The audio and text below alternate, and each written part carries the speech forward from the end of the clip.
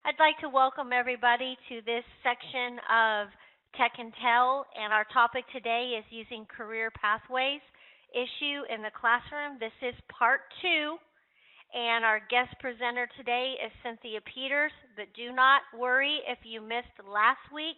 She will get you caught up very quickly. So at this time, I'd like to introduce Cynthia Peters and transfer her the presenter rights, and she's going to unmute herself, and we can get going. Welcome, Cynthia. Thank you so much, Anne Marie, and thanks to Train for having me do this webinar, and thanks to all of you who were able to log in today and join us. It's really great to be here with you. We have a small group, so really please feel free to put your questions in the chat box as we go along. Put your comments there. We'll definitely be checking back and reading those out loud as we go, and perhaps might even have an opportunity to unmute some people if we want to get a little conversation going. So thank you again for being here, and I'll just jump right in by, reminding you this is part two of a two-part series. Everybody here is new to the series, so I will touch back on some of what we did in part one, just to get you up to date. To start with, I wanted to make sure everybody knows what the Change Agent is. It's a magazine. It comes out twice a year, and what we do is we pick a theme or an issue that we want to focus on. And it could be anything that we think is going to be relevant to adult learners. So you can see some of the different magazine covers there that show some of the different content. And I'm going to take you to our website and show you how you can scroll through and see where all the back issues are, so you can see the range of content that we have. The cool thing about the Change Agent is almost everything is written by adult learners themselves. The call for articles, once we determine an issue, the call for articles goes out to programs all across the country. I get hundreds of submissions from students. I get really powerful, amazing, inspiring pieces that I then sometimes edit or work with the student a little bit on. And then I go on to create activities, extensions, discussion questions, all sorts of things that you can use in the classroom that are college and career readiness aligned. I use CCR a lot as a shorthand for college and career readiness. So it's very ready to use, very teacher friendly and ready to bring into the classroom, and also student friendly because they get to see writings by their peers. And that's very inspiring, and people feel like, oh, I'm reading something by somebody who's just like me. So that's my little introduction to the Change Agent, and if anybody has any questions, I'll be sure to keep an eye on the chat box, so feel free to put it in there. Here's what we did in the previous webinar.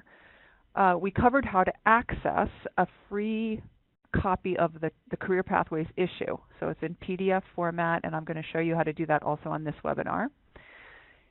We went over the audio versions of the Change Agent articles, and I shared some teaching strategies related to using audio in the classroom, and I can show you on the website where you can find more on that. I also shared how to access our free lesson packets. You don't need a username and password to get these lesson packets. There are a lot of them up on our website. They're just a very rich source of lesson material that you can just grab anytime you want, print out the PDF. It's really lovely, easy to use, nice to look at, prints out really crisp and nice in a great handout to bring into the classroom. There's other online resources such as our College and Career Readiness Grid for all of our back issues, but the one that I'm sharing with you here today is the one that goes with the Career Pathways issue. And also I shared how to support students to write for the Change Agent. We do have a new call for articles available. The deadline is early May. The topic is math and numeracy, and I'd love to get more submissions from Texas, so I'm actually going to touch on that again in this webinar and make sure you all know how to access that call for articles. So that was the previous webinar. And in the current webinar, we're going to, again, learn how to access the free copy. And then for this webinar, instead of kind of exploring generally on the website all the range of things that the Change Agent has, we're going to dig down more deeply into the actual Career Pathways issue and look at some articles and show how you can use these to teach to the standards. Now, I know in Texas you don't use the federal, the national college and career readiness standards. You have your Texas version of those. But I did look at those, and I looked at the other standards that you use. They're very similar, and this grid that I develop for the whole nation is aligned enough with what you're doing in Texas that I think you'd be able to put it to good use. So, and then number 3, as I already mentioned, I'm going to remind you about how to access the call for articles, so you can possibly consider bringing that into the classroom and getting your students to write for our next issue. Okay, let's jump in. If people are if it's easy for you to do this, I'd love for you to just take this URL. Last time Anne-Marie put it right in the chat box, so it was very easy to click on right from there. It will open in a new tab, and you'll be able to see how to access this page. So yeah, there it is in the chat box. I hope everybody can see it and click on it. And while you're clicking on it and going there, I'm also going to share my screen and go there myself. And so then what you could do, if you don't mind, is actually watch me while I take you around on this. So let's see. Here we are. Here's the Texas.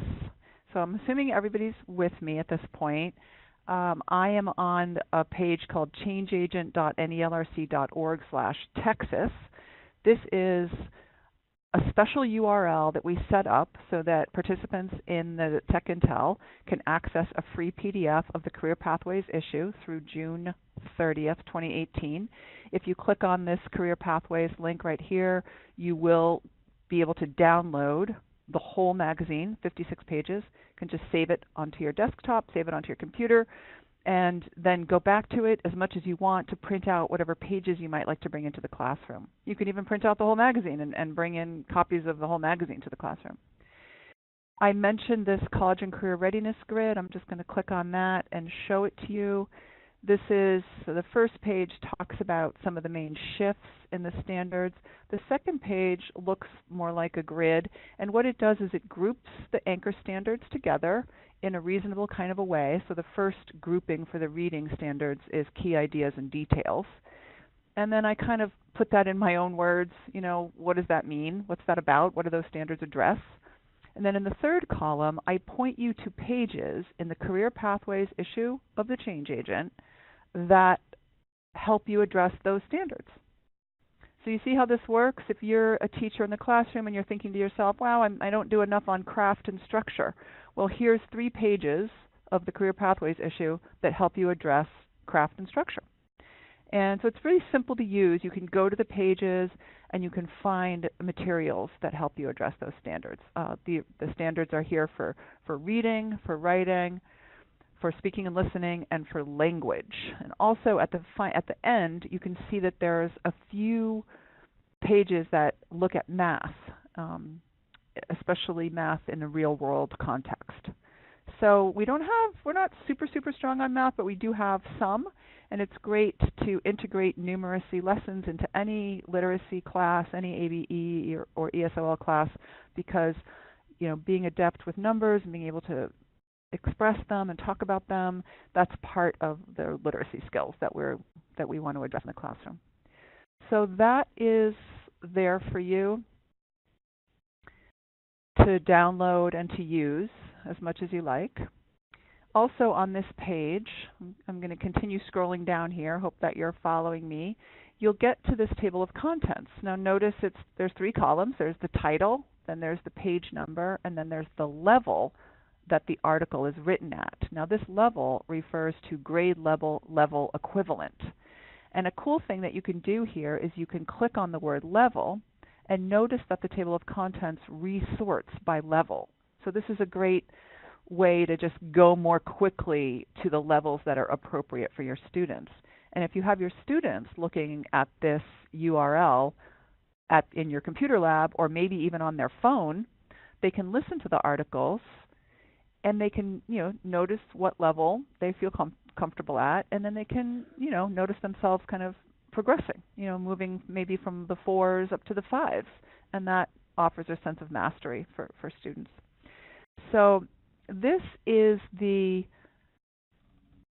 there's more resources on here, but I'm going to leave it to you to explore.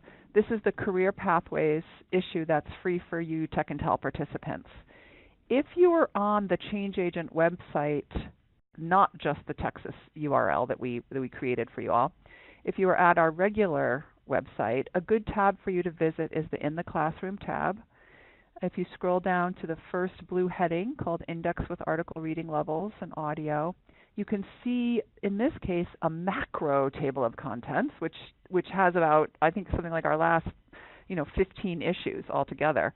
You can click on the word level again, and it resorts again by level, and now you have a lot more content, a lot more audio, a lot more level 2s and 3s, for example.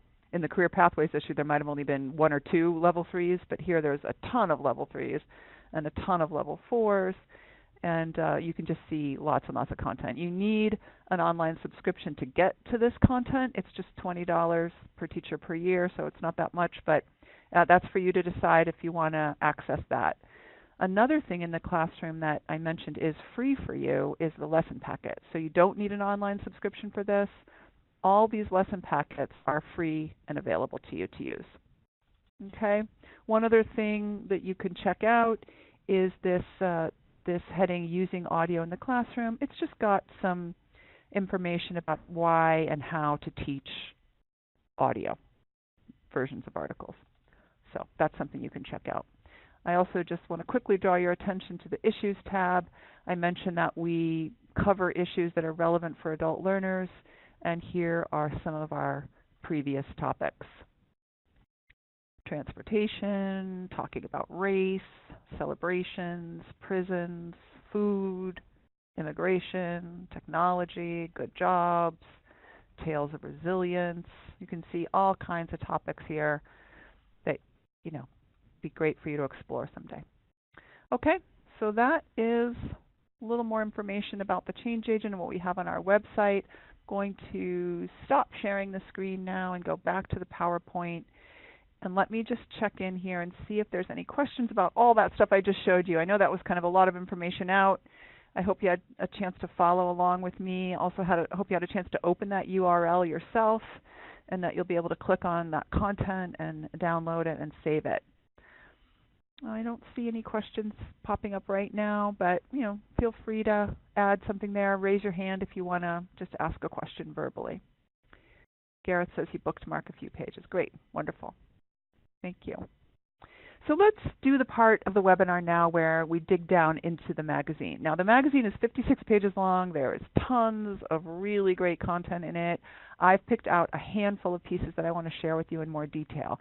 It's a pretty small handful in comparison to the whole magazine, but my point is this to kind of dig down deeply so you get a sense of the richness that is in the change agent. When I started teaching career pathways with my class, I started with this article, and I think it's a great starting place. It's a student talking about her winding career path. And basically for her, what happens is she tries to go straight from getting her high school diploma to going to college. And it just didn't work out that well for her. She ended up slotted into developmental classes, and she didn't want to have to pay for college classes that she really wouldn't get college credit for. And I know many of our students confront this issue. And so she went back to adult ed to get her basic skills up to college level.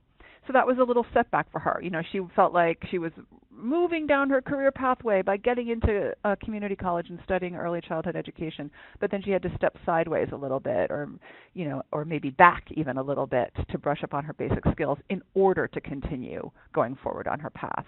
And I thought it would be great to just start thinking about career pathways by kind of disproving or showing an example of the nonlinear career pathway, because how many of us have actually reached where we are today by walking in a straight line? Probably not too many.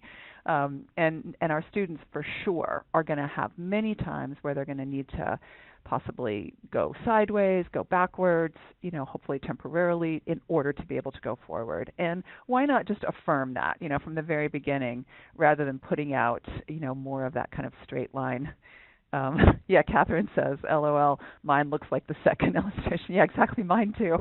Yeah, and it's fun for students. I had my students draw their pathway, and I had them kind of label it with sticky notes, then what happened? Then I went backwards, then I went this way, then I went way off the piece of paper, and then got back on the piece of paper, and it was pretty fun. So, and it's nice to give students a chance to draw. We're always emphasizing reading and writing. That's great. Of course, we should do that. But for students for whom that's really hard, giving them like another modality for expressing themselves can be really powerful. So I think the next slide just shows that a little bit closer up, and then with this slide you can maybe read the caption, which has this activity to interview people in your class or in your community and find out how they got into their current job or career. So that's a great speaking and listening task. Plus it adds to people's knowledge and information about how people get into careers. Did they meet somebody? Did they talk to somebody? We have a story in this issue of The Change Agent where somebody talks about how she started volunteering at her kid's school, and that broke open a whole network for her that she didn't have access to before. It was brilliant. Sometimes we stay too much in our own networks, and so we don't access other kinds of jobs or careers or ideas about training or things like that. So if people go out and interview other people about their career pathway, it's going to open up networks possibly. And then share a time in your life when you had to go backwards or sideways in order to keep going down your chosen path. So at the Change Agent, we like to lift up student stories for the reason partly of affirming what it's like being out there, being adults, having families, having multiple jobs, having goals, but having to try to reach your goals in the context of a lot of challenges and a lot of obstacles. So we want to affirm for students that, yeah, it can be really hard, but it's also, possible. So speaking of possible, this is a really beautiful story called From Impossible Journey to Successful Career. So for her, this young woman who grew up in a village in Africa, in the Ivory Coast, and had a dream of being a midwife. And she tells that story here. She came to the U.S., she got a job as a CNA, she worked her way up, through she was in a transition to college program in Rhode Island. She got into community college. She talks about the importance of being in that transition program for really helping her persist when it came to going to college. She got her nursing degree. She now works as a nurse. She still hasn't achieved her dream quite yet of becoming a nurse midwife, but she's on the road. I think she also has 4 children. So this is an amazing story. It's very small. I know you can't really read the text here, but I wanted to put the 2-page spread up here for you so you could see what it looks like in the magazine. So you can see it's not just an essay. It's got a lot of other components. It has activities, if you see in the gray boxes. It has a chart, which we're going to look at more carefully in a second. It has a pull quote. It's got headings. It's got it's got a beautiful illustration, which we're going to also look at more closely. So these are all parts that you can have your students kind of break down and look at. Sometimes what I do is I just ask my students, let's just see where your eye falls here. What's going on these 2 pages? And maybe it's a little dizzying for students, right? But let's help them persist in this challenge of taking on a whole bunch of text, because they're going to need to be able to do that in college and at work. And the text is not always going to be friendly. It's going to look crowded, or it's going to look like impenetrable, or it's going to be in charts, or it's going to look like I don't know how to read that. And so we're giving our students the experience of confronting a lot of text and taking their time to see what's going on with it, to break it down into parts, and then eventually to read it. So that then little by little they might confront text and gradually feel like, okay, I know what to do here. This text is my friend. I'm not scared. I'm not intimidated. I can go forward into this and take it on. Catherine says, this reminds me of those Chicken Soup for the Soul workbooks where they read and then get to interact with the text by responding as to how it applies to their life. This is really good. Oh yeah, great connection. I had never thought of that before. Yeah, I'm going to expand it here a little bit so you can see some of the parts a little bit better. I love this picture. I pick pictures partly based on, can I get the rights to it and that kind of thing. But also, just is there some complexity in the picture? Is there something for students to talk about, to discuss, to break apart? With this one, I like to ask, what do you think is going on in this picture? Okay, it's pretty easy to tell that perhaps a baby is going to be born, but But what else? Who's is one of these women the midwife? Is one of these women the one giving birth? Which one is which? Why do you think that? That's a really key college and career readiness skill, being able to point to a text, or in this case, our illustration is our text, and state your opinion about it and state why you think what you think, or say what you think the illustrator was trying to communicate and then say why you think the illustrator was trying to do that, or how did the illustrator do that. These are skills that you can start to deploy at a really low level and work all the way to more advanced levels. And it's important to do that because that's how students get the scaffolding for those skills. And being able to cite evidence is a key skill.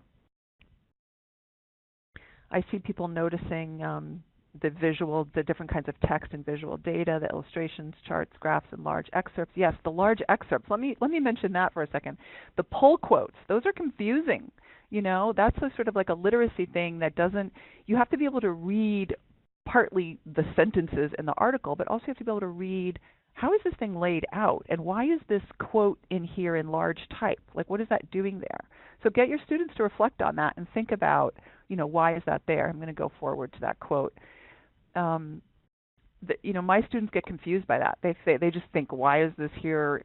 They actually, when they're reading the text, they read it out loud, like as if, it's part of the text, when really, that doesn't quite make sense.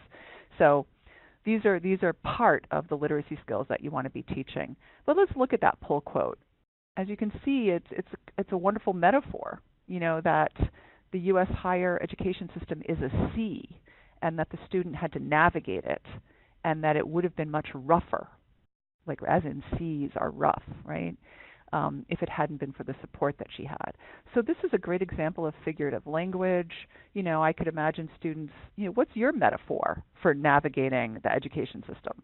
Is it like a sea to you? Is it like underground tunnels? Is it like a cave? Is it, what is it like? Is it a series of mountains? What does it look like? What does it feel like? Let's talk about it metaphorically. And then they're learning figurative language and applying it to something that's really relevant. And then you can see that I offer, as for you, the teacher, some of these little extensions that you can bring into the classroom and just really with very little preparation, just have these right at your fingertips. So the first question there is to read the pull quote and to notice the figurative language. The second question is, what does she mean when she says it required a village for her to become a nurse? At one point in the article she says that it required a village. So what does that mean? What do we mean by it takes a village, for her to become a nurse? And then for students to actually go on and think specifically who was in her village. So they might have to use inference to be able to explain what she means by village, but they also have to be able to draw off specifics in the article to say who was in her village. And then let's take it even further by asking the students, who's in your village? This is a really important thing to do if you're talking about career pathways. The obstacles can seem so insurmountable.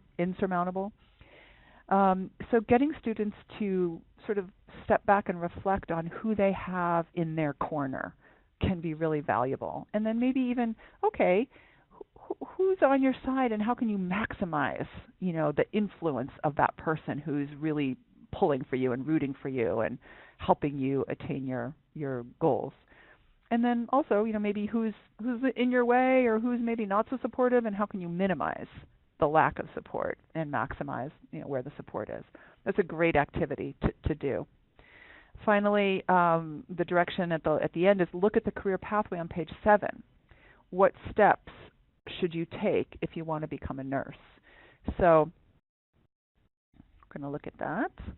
Yeah, here's this gets the student turning the page to a whole other part of the magazine where there's this career pathway is laid out. You can see, I think, probably well enough, how it's set up. The left black column with the white type is the median hourly pay. Then the second column with the gray background is the title of the job. The middle column is the skills and tasks that you would perform if you had that title. The next column is the education required to get to that point in your career, and then the last column, the black column, is how long it might take to complete those educational requirements.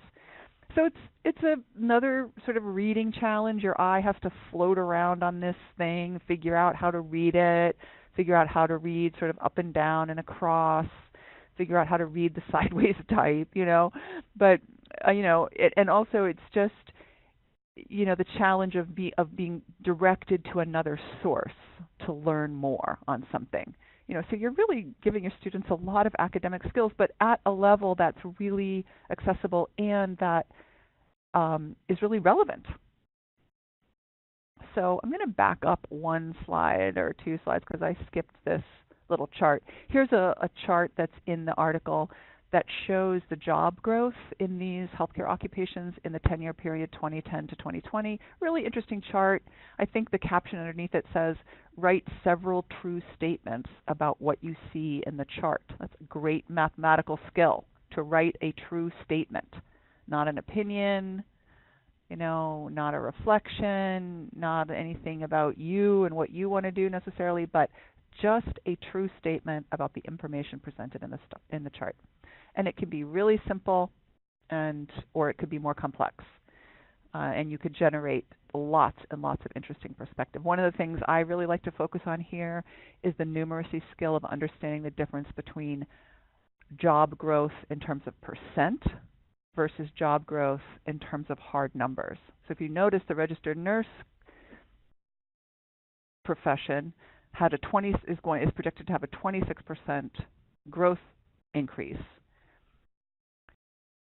It's a smaller percent than home health aides, but a larger number in terms of hard numbers. So that brings up, that a little critical thinking piece about how a small percent of a large number can actually be bigger than a big percent of a smaller number.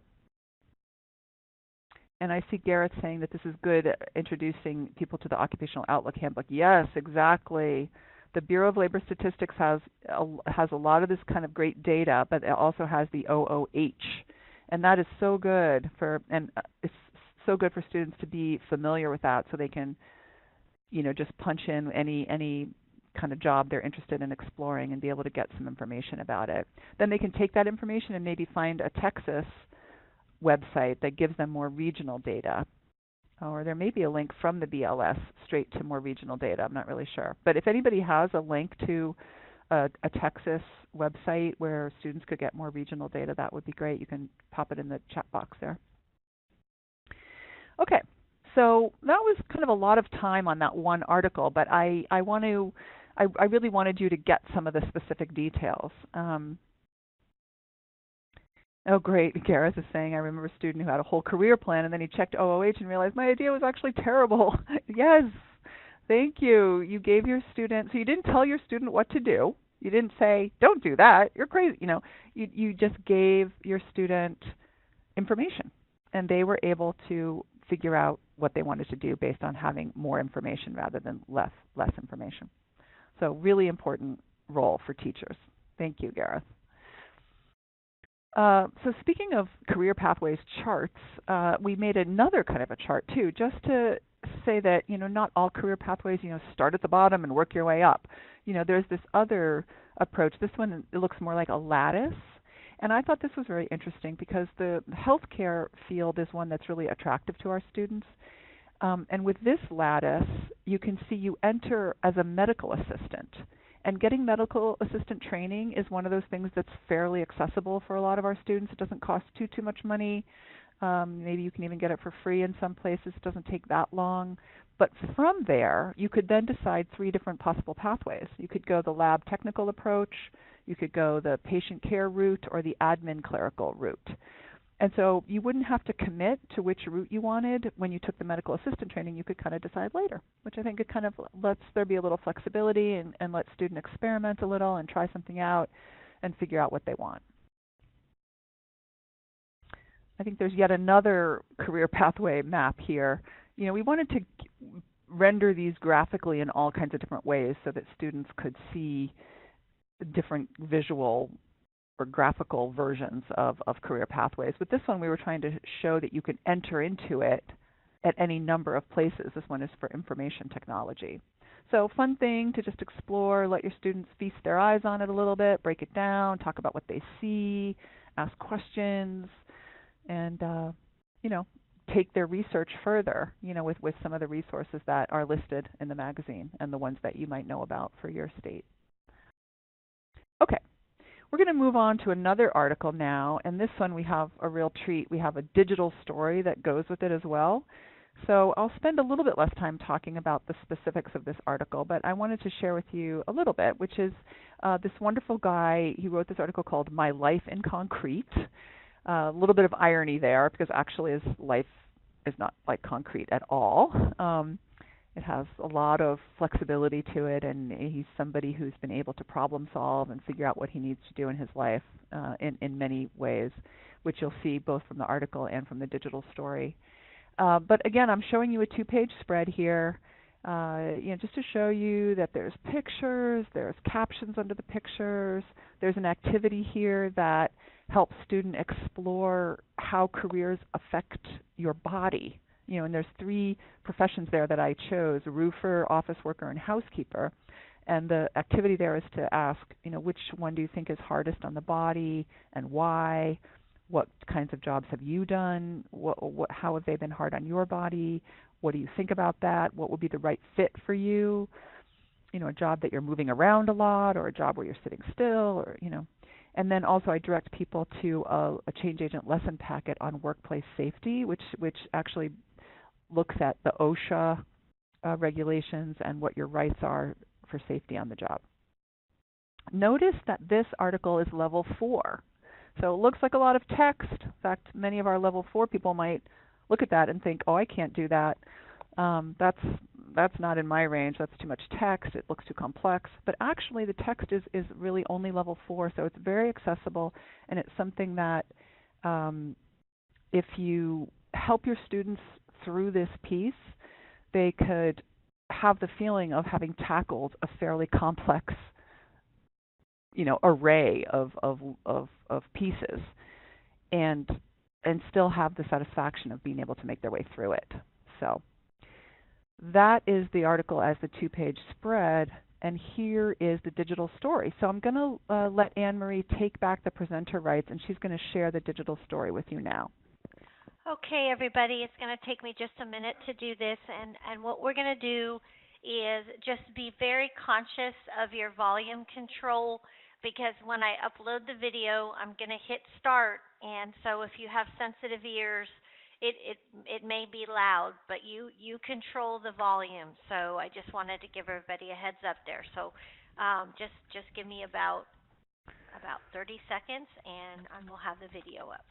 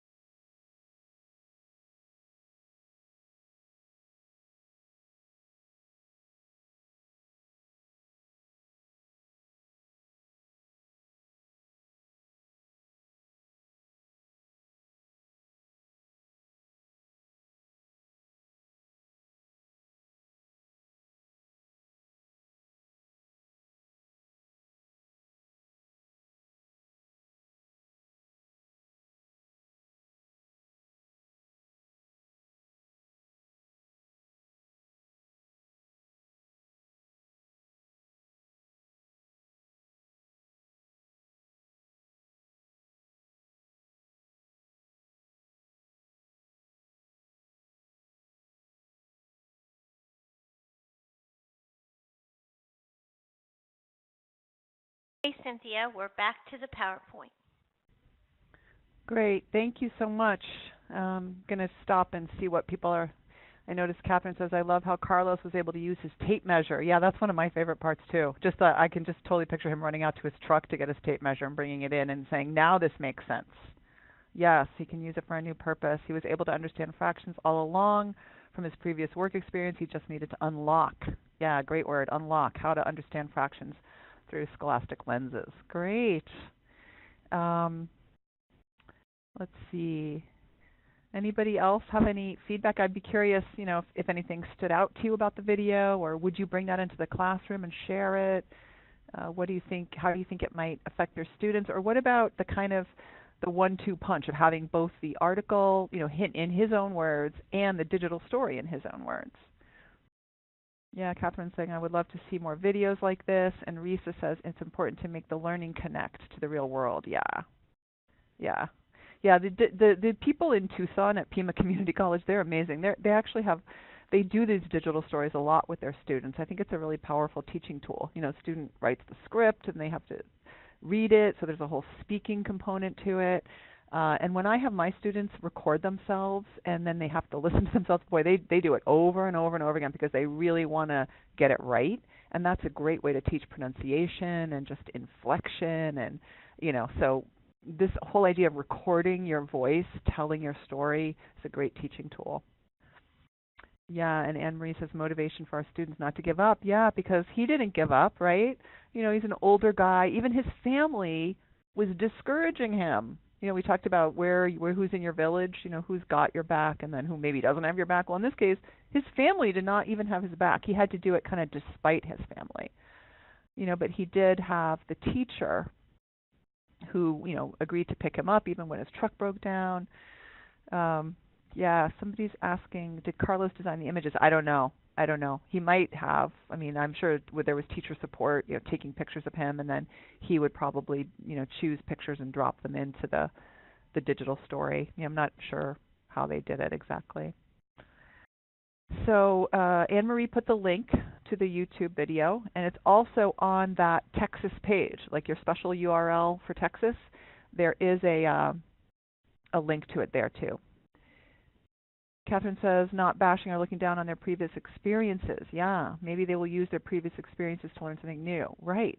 Instead of bashing it, like, okay, how can we actually build off of it? You're not the sum of your deficits. You actually come in here with a lot. Let's investigate what is that, and use that as our starting place.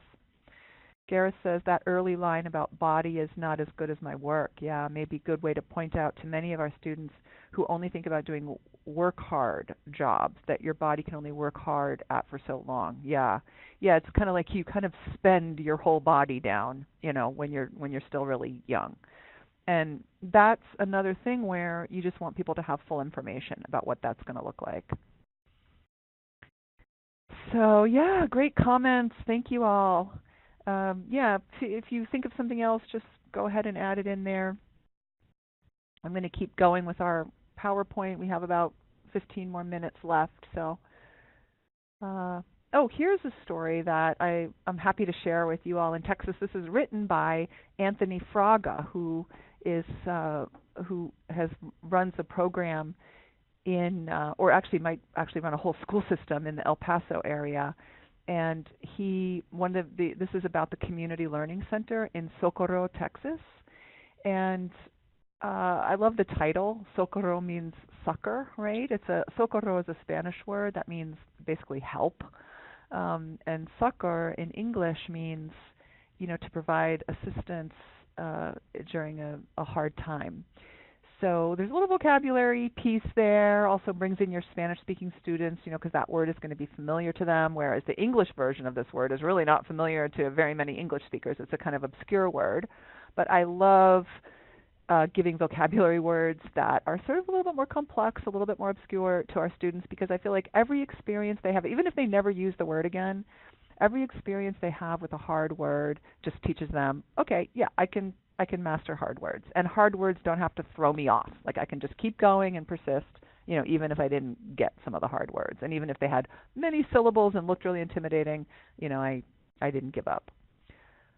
So, yeah, this is a great story, especially because, it's so perfect that the town is called Socorro because the story is about how this community learning center drew off of cooperation and resources from the whole community to be able to offer free English and career classes. And I put this chart in here because I know it's kind of hard to see. You can expand, but even if you expand, it might still be a little fuzzy. But the basic point of this chart is that it gives four different kind of groupings of workforce training, and it also lists the certifications that you can get for that area of training, and then it tells you the jobs that might be available to you if you get that certification. So again, we're just breaking down for students, you know, possibilities for work, possibilities for how long it might take to get the certification, what the certification is called. Some of these words just look confusing and hard. And A plus certification, what is that? Some of it's just being able to pronounce OSHA or know what OSHA is. These are things that the more you can share this with your students, the more at ease they're going to be doing career exploration and making decisions for themselves.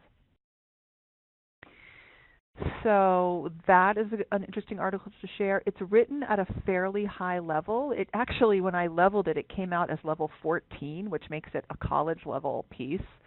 But I, you know, it's really not. I think the reason why it came out that hard is because there's a lot of unfamiliar words in the text. So I think it is something that is still could be accessible for many of our students. Okay, here's another article that's written also at a fairly high level, level 11, and that refers to the grade level equivalent again. This one's called Career Pathways Are Not Enough, and it points to this idea called raising the floor. And you can look at the graphic and you can kind of see what that means. It's one thing to provide ladders to individuals so they can individually climb that ladder and try to reach their individual goals, and that of course is what we're all about and what we encourage and what we want for our students. But at the same time, we might think a little bit about what it would look like to raise the floor. And by that, that means, raising the floor for everybody, right? Like a higher minimum wage, things like jobs with benefits, jobs with predictable schedules. How many of our students do not even have a predictable schedule? How are you supposed to go to school and further your education if you don't know when you're working? Security and dignity on the job. If you have no dignity on your job, if you're just yelled at, all day long at work, and then you show up for school, there's just like this way that you're depleted. It's hard to focus on yourself. It's hard to believe in yourself when the setup is, that there's not much respect at your workplace. So these kinds of things, if they were more prevalent at work, they would raise the floor for everybody, and the ladder would not be quite as tall that you would have to scale, to get to your goal. So we think this is important to remind ourselves that the work isn't just individual but also collective, thinking about, how we do work. It also shifts, some of the focus from the individual to, the sort of collective decision making and policies and things like that. Here's a chart that I think is important to share with our students. It shows the fastest growing occupations for the 10-year period 2014 to 2024. This information comes from the Bureau of Labor Statistics. And the top, if you look at it, it's amazing to see how many of the fastest growing occupations actually don't require any formal education, and how many of them don't even pay a living wage. So, we don't want to be discouraging, we don't want to be depressing, but we want to be real with our students. Like, what are you looking at a pathway that is going to pay you a living wage over your lifetime? And when you hear the economy's growing or we're adding jobs or this, are the jobs that actually pay? These are things to think about with your students. Okay. If you want more articles that kind of address this idea of raising the floor, this is a great issue of the Change Agent, the Good Jobs, Not Just Any Jobs issue. It has students talking on both a micro level and a macro level about how they have fought for themselves in the workplace. So just from the most micro thing, like, I figured out how to talk to my boss about how filthy the lunchroom is. That's a big deal. and that idea that students, that you can have a voice. Now, of course, as teachers, we're not telling our students what to do. We're not telling them march in there and talk to you about, we're not by any means giving directives. We're just sharing stories, sharing perspective, sharing student voices of ways that you can, in small ways and bigger ways, sometimes individually and sometimes with others, make changes that will make a difference in your life. So also in this issue of the magazine, there's stories about, for example, car washeros. That's a Spanish way of talking about car wash workers who were experiencing wage theft on the job and what they did about it. It's an amazing and very uplifting story. So I encourage you to check out this issue 36 of The Change Agent. I'm at our last slide, and I see we have about 8 minutes left. So I just want you to be able to, from this slide, take my email address. I would love to hear from you if you have any questions about anything. We also have a few minutes right now if you want to put your question in the chat box. But if you take any of these resources and try them out in the classroom, I'd love to hear how it went. I would love to, oh my goodness, you know what? I told you I was going to tell you about the call for articles, and I didn't do that yet. So I hope maybe Anne-Marie, could you put my email address in the chat box? And then while you're doing that, I'm going to share my screen again. I just did. I was going to remind you too, but I just did. Thank you. I'm going to share my screen and show you how to get to the call for articles. So this is our top page, and if you go to that in the classroom tab, that is really the one you probably would use the most if you're a teacher, and scroll down to invite students to write for the change agent.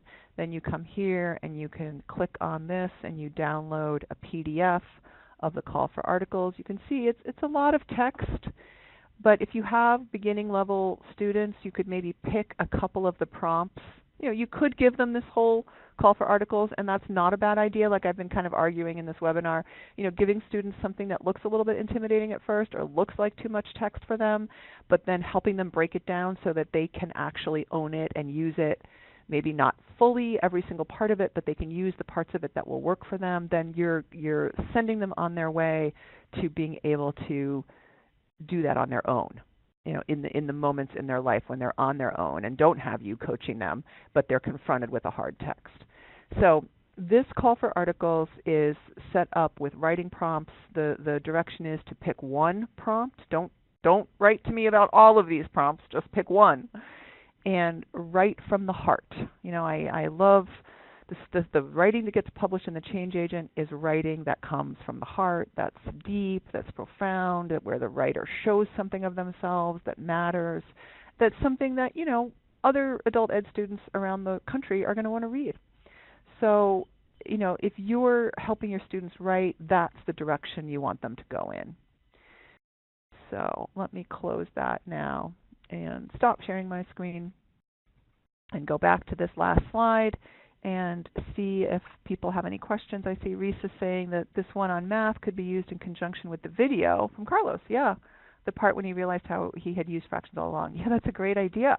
Actually, you could show that video and then introduce the call for articles, and then people already would have in their mind like this idea that they already do math, And actually, I think that is one of the questions, what are some of the ways you use math in your life? Hugo is writing to me privately. By the way, you can always choose to write to me privately, or you can write to everyone. But he's saying, thanks for the webinar. It's a great info. I'm glad you liked it, Hugo. Thank you for being part of the webinar.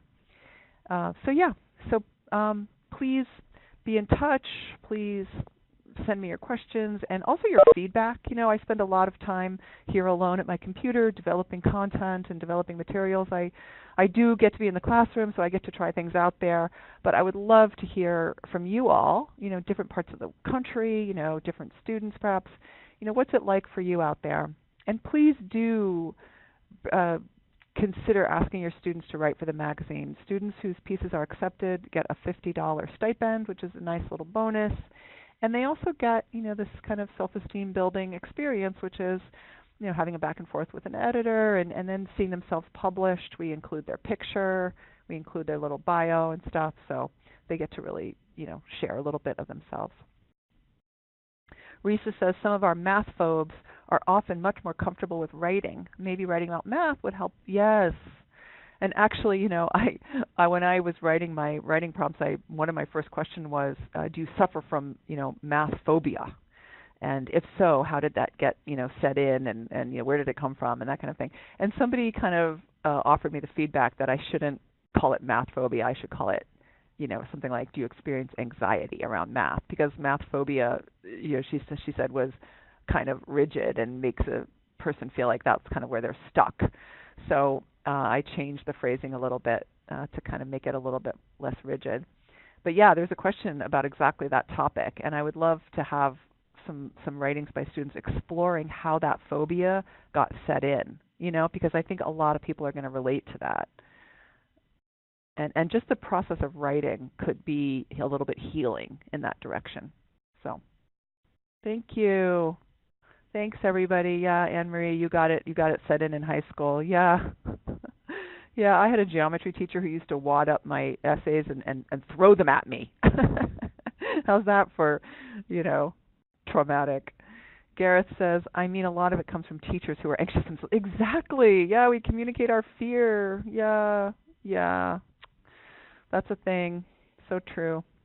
Hey, you all seem like wonderful teachers out there. I'm so glad to know that you're out there doing what you do. I'm happy for your students that they get to have you in the classroom, and grateful for your work and grateful for your attention today. Thank you so much. Thank you so much, Cynthia. This has been a wonderful 2 weeks. And these Tech and Tell webinars will be available in the PD portal at some point. I'm not exactly sure when, but they will be available. But it has just been wonderful to have Cynthia here. And I hope that you do take advantage of the access to the career pathways. Don't forget to download the actual career pathways edition onto your computer, because I believe we're only going to have access to it until the end of April. Is that correct, Cynthia? End of June. End of June. Okay. Yeah. That was what I was going to say first, and then I thought, wow, that's a long time. Mhm. So thank you for that. So it is going to be available. And I just wanted to share, Cynthia, that Ashley Winkle was on last night, but Gareth and Risa are from the same program. So you got three teachers coming from the Literacy Council of Tyler in Tyler, Texas. So thank you both for being with us today, and Hugo as well. And again, I would just like to chime in and say, encourage us to think about, submitting an article for the issue and highlighting some of our students. It would be wonderful to see other parts of Texas highlighted in the article. So I just want to say thank you to everybody. Enjoy your spring break next week. If you were off the entire week, enjoy your time. I am happy to report that I think possibly maybe the weather is calming down in Houston, but maybe I shouldn't have said that out loud, because one never knows. So everybody take care. And once again, Cynthia, thank you so much. And one more thing. We will not be on next week, as I said, but the following week. And actually, Gareth uh, and Risa, you may be interested in this. We're gonna be featuring Flipgrid, and so I'm going to be really interested to see how that goes with Monica Stansberry from Dallas. And then the following week, we will have, and I am blanking right now, and why am I doing that? Shelley Sievers will be back talking about the SERP WordGen website at the end of March and the beginning of April, but she is going to put a spin on that resource for how to use it with our Texas content standards. So we've got some good things coming up. So everybody, take care, and thank you again, and thank you, Cynthia. Bye-bye.